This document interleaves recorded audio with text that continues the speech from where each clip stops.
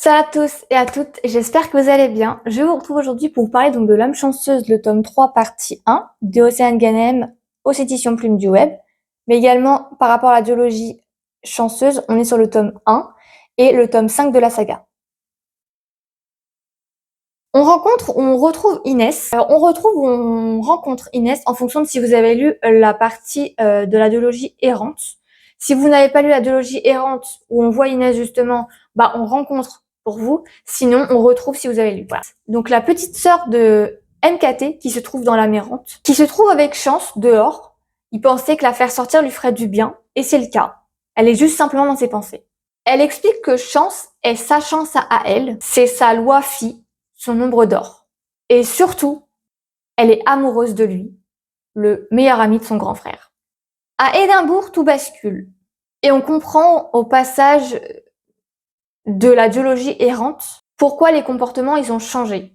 Inès et Chance ont basculé de l'autre côté. Leur relation a changé à jamais ce soir-là. Chance vient de commettre l'acte du non-retour. Il s'en veut énormément, même si au fond de lui, il en avait énormément envie. Comme il est dit lui-même, il ne doit pas approcher Inès. Il n'en a pas le droit. Il ne veut ni la blesser, ni la briser plus qu'elle ne l'est déjà. C'est son petit génie, sa petite poupée, comme il aime l'appeler. Au fur et à mesure des pages, on va en apprendre un peu plus sur Chance, sur ce qu'il a vécu étant petit, qu'il a connu une énorme perte et qu'il n'arrive pas à la surmonter. Il a également vécu l'abandon et le rejet. Il se sent invisible et seul. On va voir sa famille, les relations qui les unissent, mais surtout aussi ce qu'une perte d'un proche cause comme dégâts. On va également voir Inès. On apprend qu'elle vient d'une grande famille, mais que malgré tout, elle se sent seule et invisible. Seules 2 personnes lui font se sentir aimée et exister, sa mère et son plus grand frère Ambroise. Mais aussi ce qu'elle a vécu étant petite et que personne ne sait, ou presque, et qui l'a brisée. On l'a privée de son innocence et de sa voix. Elle bégaye, c'est ce qui la rend différente des autres. On va aussi voir sa relation avec son grand frère MKT. Dans le précédent livre, La Mérante, elle détestait, mais que leur relation, suite à des explications, a évolué et les deux s'entendent beaucoup mieux.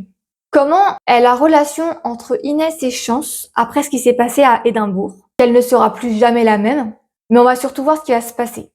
Et bien que Chance ne veuille pas approcher Inès pour ne pas craquer et faire une connerie, ce qui serait une très très mauvaise idée, les deux vont se retrouver à certains événements, dus à leurs amis, et les choses vont déraper à certains moments. Chance a énormément de pensées sombres et négatives par rapport à lui. Il ne pense pas avoir le droit de vivre sa vie.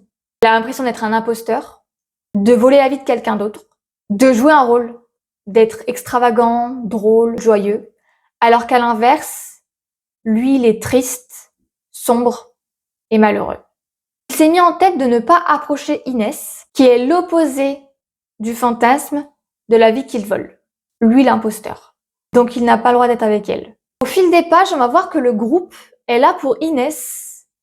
Tout le monde l'a adopté, mais également pour Chance. Chaque personne est là pour lui également, même s'il n'arrive pas à exprimer ce qu'il ressent.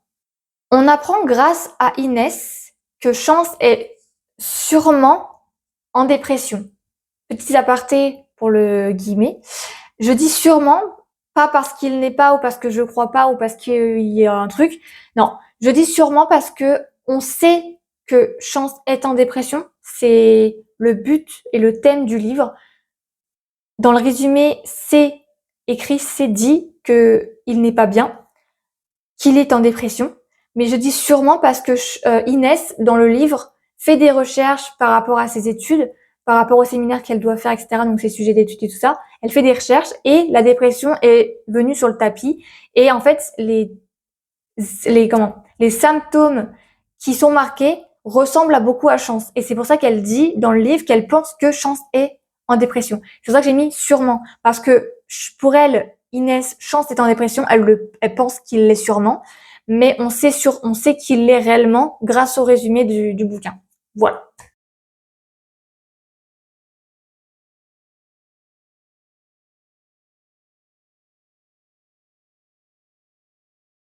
J'espère que cette vidéo vous aura plu. N'hésitez pas à mettre un petit pouce en l'air, à également vous abonner. C'est gratuit et puis moi, ça me fait énormément plaisir de voir de nouvelles personnes arriver. Également, mettre un petit commentaire, que ce soit pour me dire ce que vous en avez pensé de la vidéo ou tout simplement pour me conseiller des bouquins, n'importe quel genre. Il faudra que je teste de nouveaux thèmes de bouquins. Voilà. Je vous dis à la prochaine pour le prochain livre que je vais lire. Ce que je pense, vous savez déjà parce que c'est le dernier tome de la saga. Voilà. En tout cas, je vous souhaite une très bonne journée, une très bonne soirée, une très bonne nuit en fonction de l'heure à laquelle vous regardez la vidéo. Et puis moi, je vous dis à plus tard et puis prenez soin de vous tout simplement. Voilà. Je vous fais des gros bisous, je vous dis à plus tard. Salut petites fleurs, à bientôt!